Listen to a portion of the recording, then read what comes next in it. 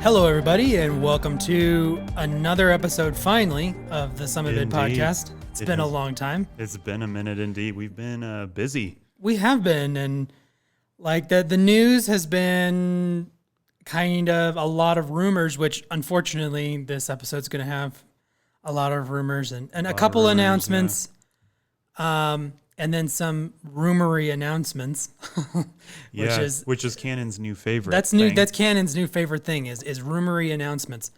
They don't want to tell you everything. They want to keep you guessing to the last minute. Indeed. But so yeah, I mean, honestly, we just experienced WWDC 2021. We watched it this morning, and there were no new MacBook Pros. There's no new hardware at all. No new hardware at all. And I think most people were expecting something. For some reason, and this happens every year with WWDC, people are like, there's going to be hardware, and then there's not, and then people are shocked. I think it used to be like when they announced the new Macs. It did. Well, and it makes sense. I mean, honestly, I feel like what we have here is that the new M1X or whatever they're going to wind up being, the Apple Silicon MacBook 16-inch MacBook Pros they either got delayed or something, which the mini LED display, I guess they're having some problems with that. There's some problems with the iPad version and iPads getting out and all that stuff. So it's kind of an interesting. They're ironing out the kinks with iPad.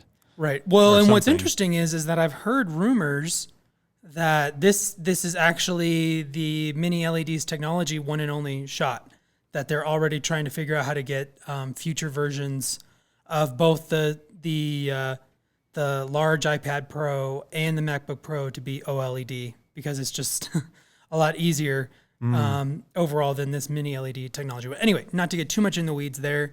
Yeah, I mean, there seems to be, I guess there is somewhat of a theme surrounding, I know one of the news things that happened just today or yesterday is you can now actually pre-order the new versions of the A7R 3A and the R4A, which seems to be like a production adjustment. So like, I'm wondering if there's a lot of production stuff going on. There is a lot of production stuff going on. I think that that we're seeing all the production issues from last year finally come to fruition. I mean, everyone can kind of see that there's shortages on everything from steel and lumber to, Starbucks breakfast sandwiches. I don't know if you've been through a Starbucks drive-through lately, but they probably don't have the sandwich you want, which is weird. Maybe that's the future. Maybe that is the future. Who knows? So to kind of start things off with the camera news, we can talk about the new Nikon lenses. They released a couple of macro lenses. Was it a 105 or a 90? It's a 105 2.8 and a 50 2.8 macro. Okay, so they're keeping their 105 trend going. Yeah, and from all appearances, this lens is like, I looked at some of the MTF charts of it, and like its comparison to the F mount version, it's completely insane, the image quality difference. Interesting. And they've actually sold them out. The pre-orders have been really high. So what's interesting is something that we're noticing in this year is that there's a lot of demand. Because I know that the 51.2 from Sony sold out. Like everything is kind of selling out. I mean, we're kind of going back to what we were just talking about a second ago, where the supply issues are at issue. But even still, it seems like what the manufacturers are being able to make, they're being able to sell. So what I think is interesting is there could be like a combination of a bunch of different things happening. And one of them is production issues, like we talked about, demand being high. Right. I think that because these are new mounts, there's a lot of people who own Nikon Z who probably are using their old macro lens and are just waiting to upgrade. And when it came out, they were like, no brainer. I've been reserving that money on that credit card for a long time for this lens. Yeah, I mean, something. I think that partly what's happening too is that we're seeing that people are buying into the new mounts a lot more. I think when Canon and Nikon first announced their mirrorless mounts, the big thing was that you could buy an adapter and put your old lenses on it. And I think that we're seeing like, oh, wow, the new versions of the lenses are so much better. Like a great example of that is the Nikkor 14 to 24. Like it's so much better as in to be almost a joke. Like the image quality, corner to corner, and the fact that it weighs significantly less, is smaller and lighter. And you used both. We actually have the 14 to 24. Right here on the table.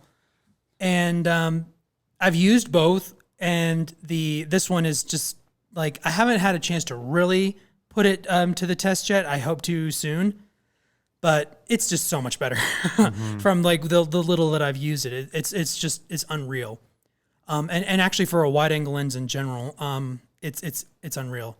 So I think part of it is that people are like, oh wow, these new lenses are really good, and I think they're excited about them. And the 105, I think that the 105 f-mount version wasn't known as the best lens. So I actually have a question for you before we move on from these lenses. For all of our Nikon viewers, which we know we have quite a few of those, we do. Who would you recommend the 105 to, and who would you recommend the 52? Because they're both macros. I believe they both do 1-to-1 reproduction. So I don't feel totally qualified to answer that because I've just done so little macro photography. I've never owned a legit macro lens other than the 40 Batis. And I don't think that's that's not actually a micro. It's called a CF or close focus lens, but it's not technically a macro lens.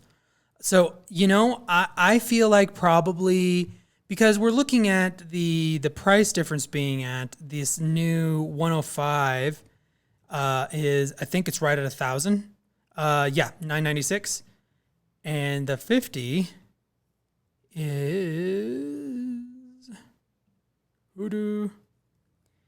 $646. It's not even that much cheaper. Interesting. Because what I was kind of thinking about was, like, there's two different ways that you could obviously frame this, and the traditional way is that the 90 mil, the closer one, is like the more premium macro lens, because there's advantages. Just it's like a working distance thing. A 50 mil, you have to get a lot closer to your subject, right, in order to fill the frame and get the 1-to-1. But since it's 1-to-1, like the magnification is the same.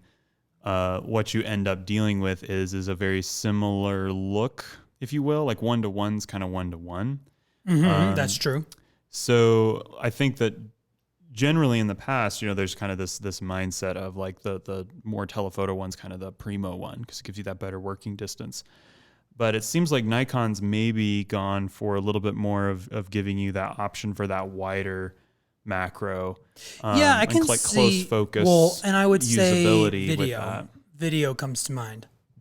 That the 50 macro is going to be a little more useful for video than the 90. Just for the nature. Certainly for like general video. I wonder what like the focus motors sound like and stuff on them. Yeah, it's hard to know. I honestly, I feel like, options are good. I would do the 90. The 105, excuse me. I don't know why I got in my head this 90 because we were talking about the Sony 90. But it doesn't have like the clutch focus like the Sony. It doesn't have the STF like the Canon, but it's also a little bit cheaper than that new Canon 100, right? It was a 100, right?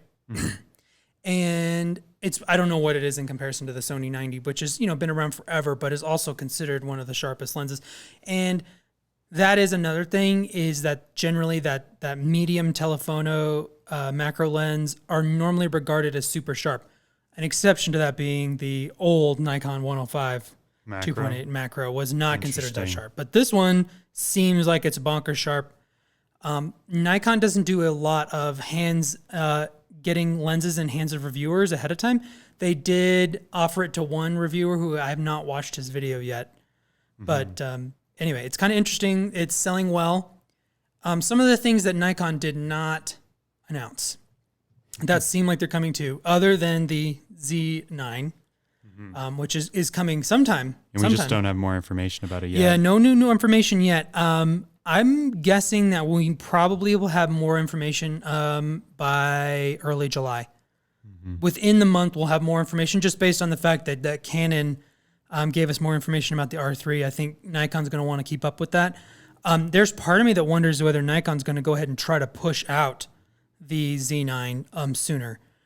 There was a rumor that I read not very long ago that they're really putting a lot of resources in getting, part of the reason there's been delays and stuff is that they're putting a lot of resources is getting the Z9 out and into people's hands. So I think they feel like it's maybe the game changer that we're kind of hoping it is, that it's really going to put Z mount on the map. That was a tongue twister.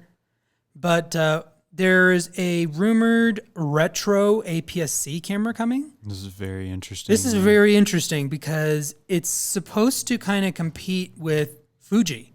So be more of a tactile, have lots of dials, like a shutter speed dial and an ISO dial. Enthusiast camera, kind an of. enthusiast camera. And that's very intriguing to me that Nikon's going after Fuji, which actually makes sense because in a lot of ways, Fuji and Nikon are kind of they're the new competitors, right? And it makes sense. Like Fuji's making the medium format cameras, which are landscape photographer cameras, and then Nikon's making like the Z7 and the even the Z6, which are like they're a little more landscape focused than some of what Canon and Sony is putting out. So it makes sense that they're competing. So Nikon wants to kind of get in the arena where they're more directly competing with some of Fuji's stuff, especially for a fun to use enthusiast camera. I think that it's weird and like the wrong word's frustrating because I guess it doesn't really like functionally matter that much. But I think it's weird that Fuji's cool and kind of garnered as this successful camera company by like the photo media and stuff. Right. And then Nikon is just currently being endlessly panned. And like, I feel like every time I open YouTube, this isn't quite true, but it's closer to being true than it should be. Like every time you open YouTube, there's a video titled Nikon's closing or why Nikon's dead or whatever. I think it's a very interesting trend. It's just that idea of like Fuji kind of rising up a little bit in its market share and Nikon losing market share, even though Nikon's definitely a bigger company than Fuji. Within the like digital camera world. And they're also like, I'm not going to tell anybody not to buy Fuji cameras because I think they're great. Especially when it comes to video, I think it's a hard argument between the two companies.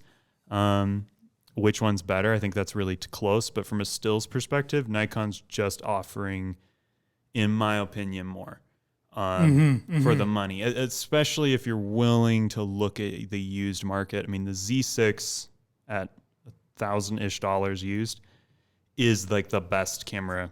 Is like the best value for money camera out there, basically. Yeah, agreed. Like $1,000, I think it's a little more than that still. I think you could get it for $1,000. Probably plan on a little bit more like $1,200 to $1,300. Right. But yeah. Like that's well, and then they have I think where Nikon's kind of gearing and going is enthusiast and pro and really embracing that. I just don't foresee them really attacking the consumer level. And I think that's fine. I mean, honestly, that's where the camera market's going is pro and enthusiast. So like, why invest a bunch of time and try to figure out who's going to buy their stuff and then market directly to them? And right now they're doing a great job. Yeah. Like if you, for the right photographer, Nikon is really blowing it out of the water in a lot of ways. And I've talked about that in various videos about my Nikon Z7 and all of that. But they're not doing consumer stuff. I mean, the Z50 you could kind of say is consumer, but still, it's expensive for consumer, right? Like consumers, to me, I don't think very many consumers actually spend $1,000 on a camera. Maybe a wealthy one or one that just is kind of into it gets kind of starting to get into photography, but then they're kind of starting to move over into that enthusiast anyway. Right. Like you don't just go and drop $1,000 on a camera very often. If you don't really care, which I think is always funny because I think in some ways all of these cameras that we generally talk about are enthusiast cameras. Right. It's so true. Because like the point and shoots that like our grandmas used to use, like those weren't $1,000 when they bought them. No. They were what? $300-$400. I remember the first camera I bought was a Canon T1i with a kit lens, and I spent $800 on it after tax. Like the total was like 800 something. Well, and that was still like an enthusiast, like interchangeable lens. Right. And you know, at the time it felt like I was getting this legit camera.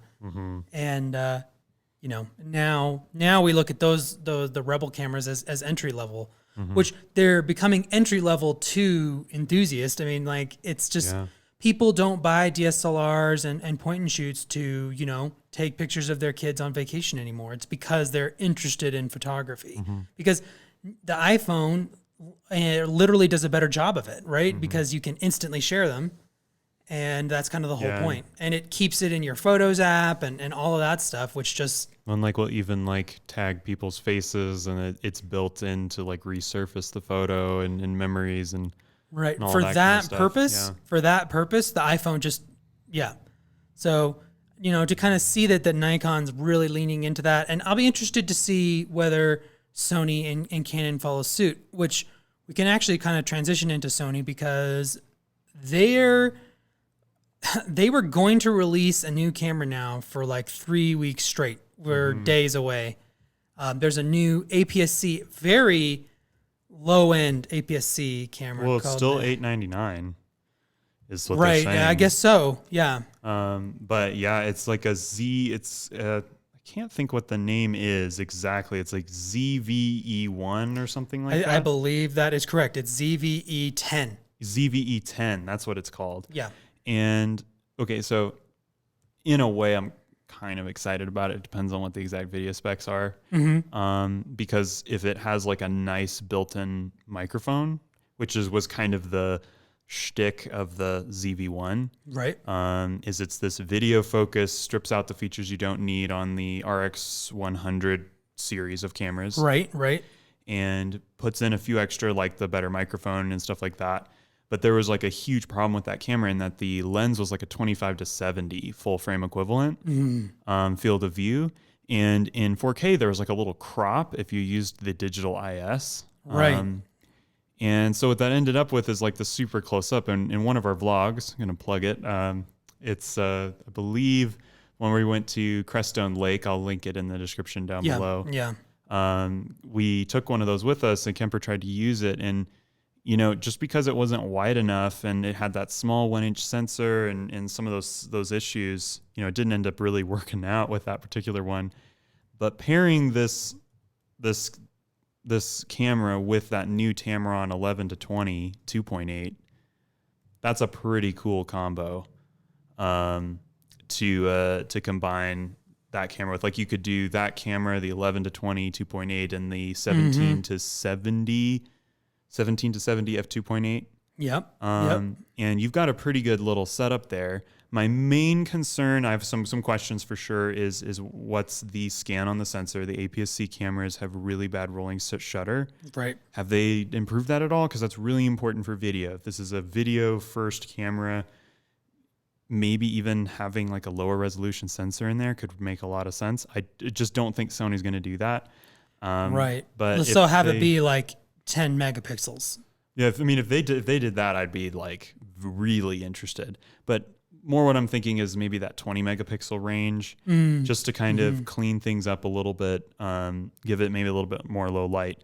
But what I think they're doing, that's what could get me excited. What I think they're doing is they're literally just finding a way to sell A6400s in a different body.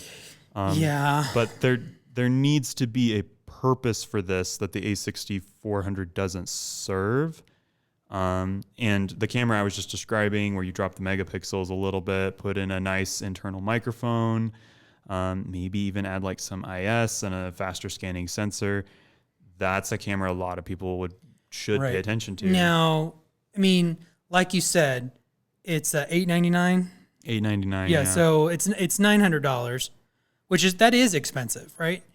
So like I'm thinking about this and I'm like, it's kind of a weird spot because it's under 1,000. It's I can imagine it maybe not having IS, right? IBIS. I would be surprised, even though I think it needs to have it. I would be surprised. Right. I'd be surprised if it had that. Like it's going to be stripped down.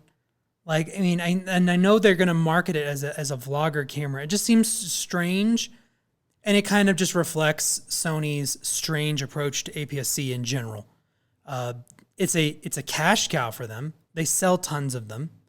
If you're going to see someone carrying an actual camera out in the wild, like if you bet on a Sony APS-C camera, then you'd have a decent chance, right? It's definitely kind of the entry enthusiasm. I mean, that's how I entered the market, really. Right. Well, it's how I entered the mirrorless market. That's the first mirrorless camera I owned was an A6000. And I switched from a Canon 7D, original 7D, to an A6000. And ever since then, I've been shooting mirrorless. Like, I was converted pretty quick. But, like, they don't really invest in it, I feel like they don't, like, it's still getting second fiddle features. Like, it trickles down from full frame, and it takes a long time to trickle down. Yeah. And the body design is, like, horrible. Like, they're particularly on the A6600, I used that for about 9 months. That body design was okay because it had a giant grip in proportion to the camera body. Yeah. But they're not utilizing the space well at all on those cameras. And like there's space for more dials, but there's just the two. And one of them's the one on the thumbstick, which just, not the thumbstick, the D-pad on the back. Oh, right. And I'm fine that my S3 has that. Like I'm happy that the S3 has that extra dial, but I don't ever use it. Like interesting. I work hard to not have to use that dial because it's the hardest to use with gloves on. So it kind of turns into you have this like one excellent dial and this one terrible dial and this really fiddly thing. And then the flip up screen, which doesn't work well with shotgun mics, even though it's kind of obvious if you're flipping it up, you're vlogging. Like, right. Well, and then this one's probably going to have a vari-angle flip out the side. That is screen. what it seems like. That's what it seems like, right? Yeah. But there is a gap for a vlogging camera that I think would sell like crazy at this price point. And everything that I said in the initial thing, I think would fit in a camera at that price. Like that kind of megapixels makes sense. 20 to 24 makes sense. The IS doesn't really make sense within Sony's current lineup, but even the digital IS, I find it to be pretty good. Right. And you can get wider on APS-C than you can on the 1-inch sensor in the ZV-1. It's a lot easier to get wide. Well, it's you literally can't get wider than 25 on the ZV-1. There's nothing you can do. Right. And you also like you just have so many more options. And there's a part of me that kind of is seeing this as like Sony released the ZV-1 and realized kind of, oh wait, this would actually be better if we just put our APS-C chip and an E-mount on it. And that's probably what it's going to be. But I do think it's an opportunity. I'm going to keep kind of hitting that I think that there's a lot of people that are not being served in that market, like a really easy to use, really smartly spec'd vlog first camera, even if it's just like to put on your desk and talk to about whatever it is you want to talk about. Right. Well, and Sony's trying to entice people with the A7C. The A7C is just priced a little high. No, it's absolutely. For what it is, it's priced high. When you compare it to Nikon Z5 and it's a much better Canon camera than the Canon RP overall, but it's still just okay, right? It's an A7 III spec wise rehoused, which is great, but then they're charging, I think it's $1,800, right? Am I right on that? It's about $1,800. Yeah, about $1,800. And I feel like if that lens is $1,400, $1,300, that camera. I said lens. That camera. Yeah, I think that just makes more sense. So. Yeah, I think that the APS-C platform just makes more sense to fill that cheaper video camera. It really thing. does. It really does. And like the A6600's biggest problem, I think, was the slow scanning sensor. Because just like I watched the videos that I shot on that versus the videos I've shot on Canon and Nikon and Sony's full frame cameras, particularly the S3. Right. And they're not as comfortable to look at because of the jello effect. Yeah, it's true. For vlogging, like it's one thing if you're putting the camera on a desk and not really moving it or anything like that, but like panning, walking, anything like that, just adding that kind of just like your eyes don't even really know what to do with it quite. Your viewers don't necessarily think like, oh, the lines aren't straight because it's like they'd show in the test. It's just that everything's just not moving quite right. Yeah. And I think that that's something that I'm hoping to see Sony take more seriously, since they obviously thought it was important in the S3 to fix. Yep. So, one other little Sony, I'm sure there's lots of little Sony rumors, but I felt like this one was worth mentioning, is that there is possibly version 2s of the 2470 and 7200 lenses coming this year. Very interesting. And that's good news for Sony users, because Canon and Nikon's versions of those lenses were far superior to Sony's. Oh yeah. Like it's not even the Nikon 2470 is just, it's so much better than the Sony one. And I feel like this is good news. I'm hoping that they're smaller. Now there's another little rumor that I heard is that Sony's planning on putting out its own 28 to 70 2.8. And I'm hoping that's not the version 2, that I'm hoping that they do a full on 2470 2.8, not a 28 to 70. It is concerning. Which is also, I don't know why they feel the need to enter that market with the same lens as Tamron and Sigma, when I feel like everyone who's going to buy that lens has bought it, right? I mean, yeah, a little bit. Maybe that's not true. I mean, you could say that about anything. It feels like that little niche for that lens on the E mount, which it's the only mount that lens is on. Mm-hmm. Like, I guess Sony's like, well, if we release it, any future users, they'll probably go with ours. And it's probably true. Well, and if Sony found a way to make it super small, that would be something different. I mean, the 28 to 70 Sigma is really small.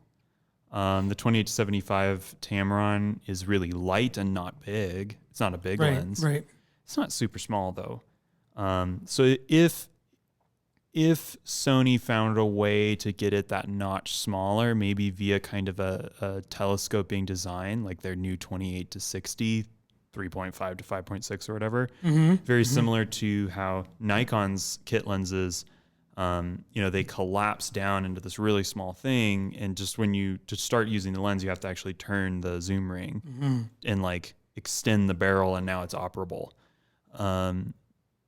The reason why I say that is like, if you picture like an A7C user who's going for something super slick, super small, something that they can hang around their necks and it's not a big deal. It can kind of be like an ornament and they can take pictures and stuff. Like, it makes a lot of sense for that person, I guess, in my head, that if they can get it smaller.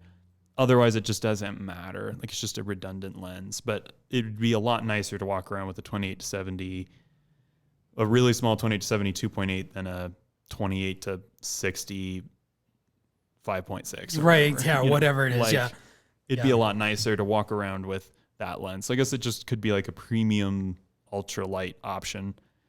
I mean, it'd be something I'd look at for like trail running with my S3 and stuff. Yeah, for sure. But so anyway, and then we can also hope the 7200 is maybe a little smaller or is really good. Like, I think you look at Canon and Nikon with their 7200 2.8s. You have Canon's, which is small and light, right? Mm-hmm. It's a pound lighter than the EF version, and is really good, is really sharp. And then you have Nikon's, which is basically the same size, but is off the charts image quality. Mm-hmm. Like, Sony's is the worst of both worlds. It's super big and heavy and is not that great optically. Mm-hmm. And that is coming from, we've used, well, I haven't really used one, but you another person that we know. Right. I have used 3 separate copies, and I have not been happy with any of them. Mm-hmm. So I'm sure that there's people out there who's had great copies that have done well. Or just been satisfied. One way or the other. But with both of the Sony zooms, particularly on the higher resolution cameras, they've not been good. And then like Brandon, who's on our podcast too, like he really was upset with his 7200 2.8. So yeah, he preferred the Sigma. He prefers the Tamron 70 to 180. 70 to 180. So yeah. They need to get these lenses updated. And if they do, then Sony's Holy Trinity will be legit if they make those two, because the 16 to 35 is well respected across the board. And they have a 12 to 24 2.8. So in some ways, the Trinity to me is the 12 to 24, 2470, 7200. And that's a great Trinity. Going clear out to 12 and having that entire 2.8 range. I mean, and especially if they cut down the weight a little bit on the 7200, maybe a little bit on the 2470. The 24 to 70 could be smaller. Yeah. I feel like every time I see that lens in person, I'm like, whoa. It's huge. It really is. It is a chunk. So anyway, let's go ahead and just wrap up here with Canon and their R3 spec dump. So what we knew before is that it was going to shoot 30 frames a second, it was going to have a stacked sensor, and had some type of retina detection autofocus. And we also knew that it was not the quote-unquote flagship. So that's what we had before. So what we now know is that it will have a vari-angle touchscreen. We've actually seen a picture of the back, and it looks basically like the 1DX3, except that it has a vari-angle touchscreen. So that's great. Great news. It has the multi-controller with the smart controller, so like you can use it. You have the little sensor on the autofocus button that moves the focus point around. Okay. So, I mean, that's nice. It's kind of funny that they finally have figured out some of this stuff with the joysticks and autofocus, moving your focus point around, when the autofocus systems aren't dependent on them anymore. Like, you know, when you have eye autofocus and eye that transfers to face, that transfers to head, that transfers to body, like there's not a lot of scenarios where you need to be able to whip that thing around. Now this one has retina control and then a joystick and the little sensor on the focus button. It's got so many ways to move a focus point around. And the touchscreen, of course. And you probably won't even need it. But anyway, to kind of move on, there's a new accessory shoe. We don't know what that means, but it probably means digital microphones. It would be one thing. Or at the very least, hot shoe microphones, which we're using one right now. Yay. Testing out the new Sony, the one they released with the R4. Can't even think of the name. I can't even think of the name, but you don't have to use the little thing on the side. 5 gigahertz Wi-Fi. We kind of figured that's the thing. Same weather sealing as the 1D series. It's a big deal. That's great. That's a big deal. So, but when we get to the video specs, things get interesting. 4K Canon Log 3. Yeah. Oversample 4K. That's great. Internal RAW video. Same as the R5. Same as the... Technically. The R5 has internal RAW 8K. It does. And this does not say the resolution, which we'll get back to. That's the big conversation. Right. It will inclusion of cars, motorbikes, and AF tracking technology. That's really probably nice for a lot of sports shooters who do races and stuff.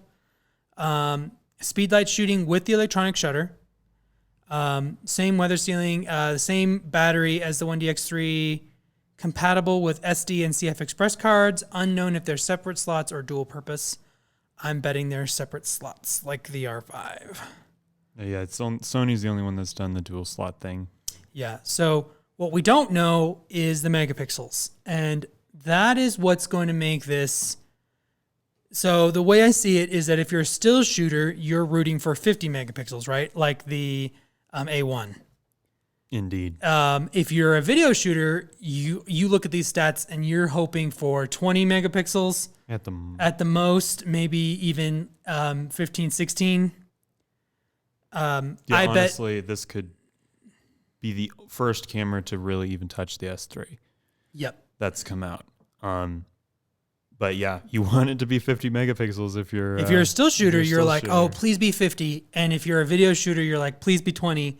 So it's 20. It's 20. I It's the feel A9. very strongly that the R3 is Canon's A9. And it's meant for sports shooting and video shooting and doing, I mean, you don't actually need more than 20 megapixels for very much. Right. But it's better be cheaper than the A1 and the Z9. It better be. Yep. I've heard 6,000, so 500 cheaper. I feel like it needs to be lower. I've heard as low as 5,000. You've heard as low as 5. Okay. I feel like I read an article on I think it was Canon Rumors as opposed to Canon Watch that was talking. Or was about it Canon 5,000, Watch as opposed to 5,500. Rumors? Because I don't know. Yeah, one or the other. I mean, 5,000 seems right if it's 20 megapixels. You do have the gripped body, and you have more controls that way. You have the bigger battery, which will come in super handy. So it kind of makes sense that it would be a little more expensive than the A9 II, but I don't think you can charge. But here's the thing: is I think it's going to be 6,500. I think it's going to be 6,500. So where does that put the 1D series? The R1, I think it's going to be 8 to 9. I feel like we're kind of getting to the point, and then the R1, like it could have like that, like it could be 100 megapixels, like who knows all what. There's a lot rumored out there, global shutter, all of this. I think Canon is going to say that like this is the replacement to the 1DX3. It's going to do the same thing as the 1DX3. It's going to cost the same as the 1DX3. And then our next flagship is a whole step up from even that. Mm-hmm. That's my gut. I kind of I'm hoping and rooting that it's not, because like, every kind of notch, like 500 increment up, there's less people who can get it and use it. Oh, absolutely. Like if it's like, I wouldn't really do this because the stills part doesn't matter enough to me, really. I'd rather get a second camera. But if I could, I would get this camera for the internal RAW recording and probably like 5.5K RAW. I would much rather have 5.5K RAW on a 20 megapixel sensor than 8K RAW realistically, because I have to actually use it. I have to put it in a project and grade it and export it and post it, and all of that kind of stuff. So I feel like what this camera is going to really do is it's going to make the Z9 look better if it really is 20 megapixels and is the same price. Yes, it will. It's going to make the A1 look better. The Z9 really, excuse me, the Z9 could actually wind up kind of coming out looking pretty good, because it's going to have some of that pro body features of the A1 of the R3, the Canon R3, with the megapixel. We know that it has at least the same megapixels as the A1 because we know it shoots 8K. That's one of the few things Nikon did tell us for sure, is it shoots 8K. So we're like, it's around 50 megapixels. It could even be 60. It could even go up more. So the Z9, it could wind up looking really attractive to pros, because it's not. I don't know. I think that the R3 is going to attract current 1DX users and video very pro videographers. Mm-hmm. Of course, the problem with anything in the $6,000 range is it's competing with a cinema. It's competing with the FX6. It's competing with the C70. It's competing with so many cameras. And like maybe for what we shoot a lot of the time, this camera would make more sense. But for 90% of videographers with that kind of budget. Yeah, well, there's a lot of pro workflows that use 1DXs for pro video. Mm-hmm. I mean, there's a lot of pro videographers out there who that's their go-to video camera, and part of it is the form factor. Like those gripped bodies, there's something about them that is just like, this is a camera. Mm-hmm. I have never actually owned one. I look forward to someday soon. One day the features in a gripped body will match what I actually need, which the Z9 is looking like that's possible. Mm-hmm. I think I will probably very seriously consider the Z9 because, I mean, it's just got a lot going for it, hopefully.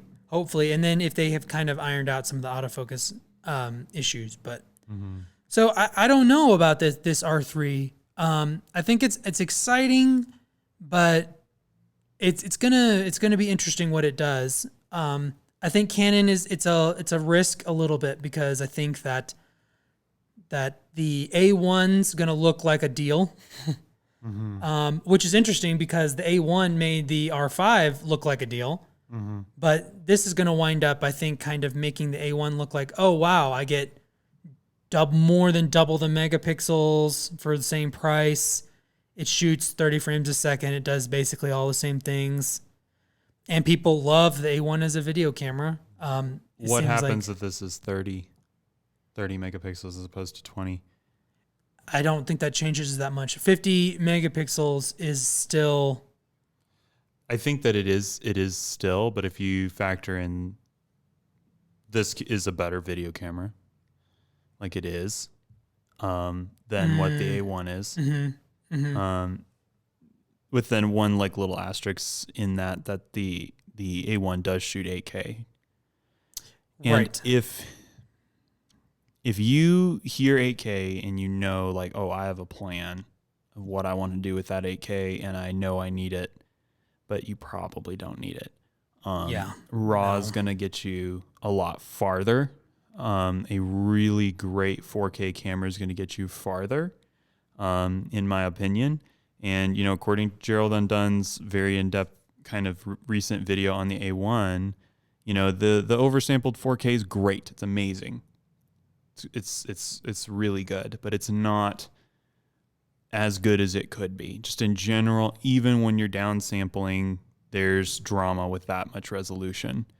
Yeah, I mean, that is true. I guess there's just a part of me that's like, if you hit that 30 megapixels and you can create this balance where it's a little cheaper, sure, it's losing some megapixels, but it's adding in these stills features and it's gripped and it's Canon, you know, like that could be enough to push a lot of people over the edge to at least not leave Canon, at the very least not leave. I don't think that's necessarily bringing people from Sony over. But I think that 20 is a little low. It worries me for Canon to do just 20 because it does. It concerns me too. In a video only body, that's fine. But yeah. Right. When you're looking to have this really, like, you know, I'm a pro wildlife shooter. It literally takes it out of the game for me because the resolution really is nice. Mm-hmm. Like people were using R3s, Sony R3s, A7 R3s, over the A9 just because they like, and the A7 R4 too over the A9 series. And the D850 has been used right, a lot. And the D850 has been used a lot for wildlife because you can crop in. Because believe it or not, wildlife is one of the things that gets printed big. Right? Mm-hmm. Well, it's not, believe it or not. You totally understand. Like, awesome pictures of wildlife is something that you want to hang on your wall. And, you know, you don't hang very often huge pictures of sports stuff. Typically, that's in advertising where there's a huge viewing distance. You can get into that all day. But you're not going to do fine art prints of sports very often. Mm-hmm. Typically, it's aerial shots of stadiums. Have you noticed that? There's That if is people a are going to big have a thing. sports piece of art, it's going to be an aerial shot of the stadium. Or like from the top of the hotel All right, off or to the side. exactly. So, or one of those fisheye shots from right up in the stands too. Oh yeah. Yeah. So anyway, not to get too sidetracked, but I think that Canon is like, why would a wildlife shooter converting into a system, unless they're kind of moving up from Canon, but honestly, just use an R5. Right, because you got 45 megapixels, 20 frames a second. It's a beast wildlife camera. So it's concerning. The 20 megapixels is genuinely concerning for me for Canon. Really, I think they're going to lose pros over it. Would be my guess, because particularly with Sony right now with the A1, they're kind of on top, and then you got the Z9 waiting in the wings. If you're a Nikon pro shooter, like, you're definitely waiting until you at least know what that's like and what the autofocus is like. And, I don't think we've done actually a podcast since the new firmware update for the Nikon Z cameras, but their autofocus is getting, and the tracking is getting better and better. It's more complicated to use. It continues to be more complicated, but the actual hit rate, once you dial it in, is getting close to what I was experiencing with the Canon R5 and any Sony camera that I've really used in depth. So it's not far behind. So that tells me that the Z9 is going to be right there, with the A1, with the R3, with the R5, any of those. Indeed. I mean, the autofocus issue really is the game that Fuji, Nikon, and Panasonic are playing. I think that they're all trying to get like the best autofocus, and I just think that Nikon's shown that they've actually moved the bar up. They've and moved up the and up. needle. Yeah, they continue. And I feel like, again, the launch of the Z cameras was a disaster for Nikon. They got a reputation right off the bat that the autofocus wasn't great, that the single card slot, that just like they weren't very good. And they haven't done the camera to fully make up, quote unquote, with the industry like Canon did with the R5. Like Canon was like, okay, well, here's this like really amazing camera with all these stats and everything. That totally goes against what everyone said about us. Right, We put that this totally- crazy exactly. feature in, even though it didn't work that well. Right. We're the wild card. Right. So Canon kind of had that makeup camera with the industry, and Nikon hasn't done that yet. Like the Z6 and Z7 II, they're really great cameras for if you kind of use them the right way, but they haven't fully made up for all of the reputation that the Z mount got right off the bat. So, and I am hopeful that this Z9 will do that. But we can only wait. And then there's, a Z8 possibility, waiting in the wings. So I guess we'll see. But, Indeed. is there anything else we wanted to cover, industry wise? I don't know. Just saying that WWDC focuses. It's a really cool idea. Yeah, that the focus. Oh man, that's gonna change if there ever was a feature in an operating system that's got me really considering going into the public beta. I probably will go public beta for it. I'm just really intrigued to get going on it, and I know that's not advisable to do it on your main device, but I don't know. There's just this is kind of shifting off topic, but I do think that we live in a world makes it very difficult to focus. It's a big problem.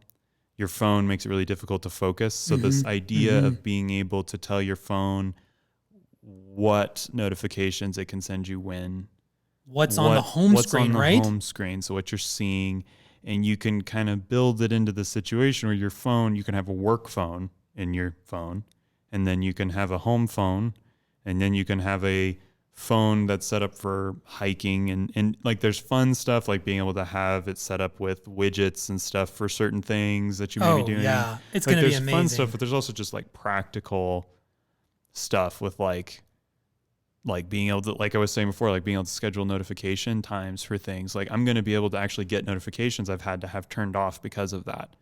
Yeah. You know, yeah. I'm going to be able to set it up and say, you send me notifications about this thing at this time. That's fine. It's fine for me to get a notification about all the emails when I get into work. Actually, that would help me relieve stress, you know, to be able to know that I'm seeing everything all the time. And stuff isn't slipping past me more than like a day, but I don't want to deal with that all the time, you know? Right. I don't want to deal with going like at dinner, getting email notifications and then thinking about work. So, you know, I really think that that's, you know, we don't talk about this stuff as much because we're camera geeks. We're not really tech geeks that much. We're tech geeks. I think if you actually day to day were with us, like we talk about the latest Apple stuff and all that as much as we do almost anything. Well, I mean, it's the stuff we use every day. Like it is. I mean, that is true. It is true. I mean, I use my camera about every 1.5 days, maybe. Right. But I use my laptop for 6 hours a day, probably. I don't know. Yeah. It's a lot. So, but yeah, I absolutely agree with you. The more that I feel like my phone is serving me, as opposed to me serving my phone, is going to be a good thing. Mm-hmm. Like I get tired of just opening up my phone and then finding myself in an app, and I'm like, how did I get here? And I've actually been doing some things lately to really change that. Like my home screen, like I do not have any app that I would consider compulsory anywhere near my home screen. So, and that includes email apps. Mm-hmm. Like because I will compulsively check email all the live long day, even though that's a quote unquote productive, and that's part of it. It's a quote unquote productive thing to do, is to check your email, except that it's not. Most of the time it's like, oh, wow, you know, PayPal did this, or like, oh, wow, you know. It's like stuff you just look at them and your brain just files it under random. Right, exactly. Well, and then I actually heard that concept that it's kind of like emails like a slot machine, because you never know when there's going to be something good or something interesting in an email. Mm-hmm. So like your dopamine goes off even when you hit it, because every once in a while it's like, oh, wow, you know, backcountry, the backcountry 20% coupon came in, you know, and then that dopamine hit from like, oh, which I have had to, I'm also unsubscribing from everything possible, because it just, all of that's bad. But so my home screen is basically just things that I need to access quickly. Mm-hmm. And then like any social media I have to spotlight search for. Mm-hmm. So I'm constantly making the decision to open up Instagram. I'm constantly making the decision to open up TikTok. Mm-hmm. I consciously make that decision all the time, but at least I'm not just seeing it and clicking on it. I don't just open it up and I'm like, oh, I'm just going to look for an app to click on. Mm-hmm. And, you know, so anyway, that's that. So I'm excited to like completely be able to push stuff away. Like when I'm at work, like it will be my calendar and adding tasks, right? Mm-hmm. and that's it, you know, on my phone. And then, you know, when I get home, like maybe that is as a time it's okay to do TikTok or whatever. Yeah. But I'm excited. I'm also excited for shortcuts on the Mac. That's going to be huge. That's going to be so nice. And I'm really hoping that there's like Final Cut. You can do a ton of stuff in Final Cut, or like maybe even third-party apps too, like Photoshop and stuff. I know Photoshop kind of already has like an actions thing that's built into it. Yes. But like being able to like use shortcuts in conjunction with focuses, because focuses is something you can do on your Mac too, which is something I'm almost just as excited about as it is for the phone. Right. I'm not going to install no, it's never happened. The beta on the Mac. You don't install the new release on the Mac until it's like in, you know, had a couple patches maybe, because it's just a little sometimes scary. It's a little scary sometimes. But, I tend to be an early adopter, as we've talked about. Mm-hmm. I tend to get excited, but yeah. Yeah. In the end, it was one of those WWDCs where like I think there wasn't a lot of like fun stuff, but there was a ton of just like very useful. I'm going to use that. I'm going to use that. Use that. that's just a useful thing. Well, and they also added value to things, which I feel like is not a super Apple thing to do until somewhat recently. Like, for instance, there's a bunch of new features for AirPods Pro, and it's the same. They didn't release a new set of AirPods with all these features. Like, they just added it on to the new AirPods Pro. And then another example of that is in iCloud Plus. They're adding basically a VPN into iCloud Plus. They're adding like an email screening service where you basically you don't have to give out your actual email, which, oh my gosh, that'll be amazing. And you won't see the junks, and they'll forward and whatever. That's great. It's great privacy stuff. And it's all included. If you already are paying for any iCloud, you get it. Like, same price. Yeah. And you still have the same amount of iCloud storage. So the added value factor is kind of, I feel like somewhat new for Apple. I don't feel so nickel and dimed, because I feel like the last 2 years, it's always been this new services that's $9.99 a month. You know, News Plus, Fitness Plus, whatever. And it's like, oh, okay, well, they announced another new service that's $9.99 a month. And then also they just recently announced the higher bit rate on music for the same price. So Interesting. it's an interesting strategy from Apple. I know what their game is, you know, building loyalty and just making money. Like, right. I'm more likely to keep my iCloud Plus account, you know, and they're saving me money too, a little bit, because I don't really use a VPN at this point, but yeah, I have one. I think I'm subscribed to, I don't know. NordVPN. You know what? I will. Just kidding. It's not sponsored by anything. Actually, I will use the VPN that sponsors us. There you go. Oh, yeah. That will be my VPN. Yeah, we will use iCloud Plus and your VPN, just so everyone else feels like Kemper made a comment during the thing that like a whole bunch of YouTube channels just lost a bunch of sponsors. No joke. Because like their ad budgets are gonna go down, because like you have to imagine there's some kind of hit to their business models. It wasn't clear whether or not you can switch your location though. Oh yeah, I think there's going to be some features, but it's still having it built into the operating system, which is why Apple continues to get accused of, you know, monopoly and all that stuff, because they tend to try to shift things their direction. Yeah. And they're a little overt about it. So yeah, there's somebody who gets paid a ridiculous amount of money, and they're just like, what's the next industry we're going to take over? Right. Yeah, I know. They just think about it all the time. The thing is that there's battles they've won and there's battles they've lost. Like, I do not think like Apple Music has not taken over from Spotify. And, you know, there's things I've used both, but I mean, I think we'll see. I think that I like Spotify better. I've always used Spotify, but I think we'll see as the years continue to go by, because just it's Apple Music, you know, like it's the brand is just there. It's like built in, and Spotify is going to have to upkeep their own brand and keep people from like shifting over to just, you know, it's another Apple product or whatever. Right. Right. Well, I don't know. And Spotify, it does have kind of an Android feel when you're in the app. I feel like their app could stand some cleaning up. It's kind of a messy app. Maybe it feels like to me. I mean, kind of a glitchy app too. Like, yeah, I feel it can be glitchy. Yeah. So. But I just am so like my playlists in there, my collections. Like, there's just so much invested in Spotify for me. Yeah. That it's just kind of. I'll tell you something that could kind of shift me around is I actually don't even know exactly how the integration between podcasts and Apple Music works. But if that was really married, where my audio content could kind of live in one place, because like right now I've got Spotify, I've got Apple Podcasts and Overcast, which was just an accident on my part. I accidentally am using 2 podcast apps and need to clean that up. And then I'm also using Audible a bunch too. So it's like I have 3 audio apps, and functionally they could all just be one, you know? Yeah, but then you've got Spotify, you've got Amazon, which is Audible, and then you've got Apple, and then you've got Overcast. So, Like I use the Apple Podcast app just for simplicity's sake. I've tried other ones and I've never.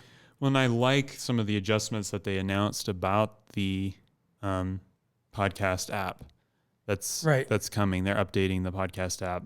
Yeah. It's kind of glitchy since they updated it in 14.5. So, but anyway, I don't know. We don't. Anyway. Well, tell us what podcast app you use. Leave it in the comments. I'd actually be curious. Like how many people use it? Like, if you're leaving a comment, you're watching this on YouTube, which is what I really do most of the time. Is I listen to YouTube videos with the screen off. Yeah. Because I have YouTube Plus or YouTube Premium or whatever it is. YouTube. What is it? It's not Red anymore. No, it's YouTube Premium, I think. YouTube Premium. Which is, we can get into that for all of Long Day. But all right, well, if you enjoyed this podcast, we would love it if you would hit the like button, or if you are listening to it on a podcast app, if you would rate us in iTunes, that would be really helpful. Yeah, go to that podcast app. Yeah. If you're using Apple Podcasts, it's really easy. Yeah, indeed. But definitely. And if you're listening to us on a podcast app, because we have a lot more podcast subscribers than we do people who listen to it on YouTube. Yeah, for check sure. out our YouTube channel. It's pretty cool. Yeah. We've got camera reviews. We've got adventure vlogs. You can look at our wonderful faces while you listen to us talk about camera news and go on and on about hunkered down behind this windscreen most of the time. Oh, you betcha. All right. Well, we will see you on the next adventure. Bye. Bye.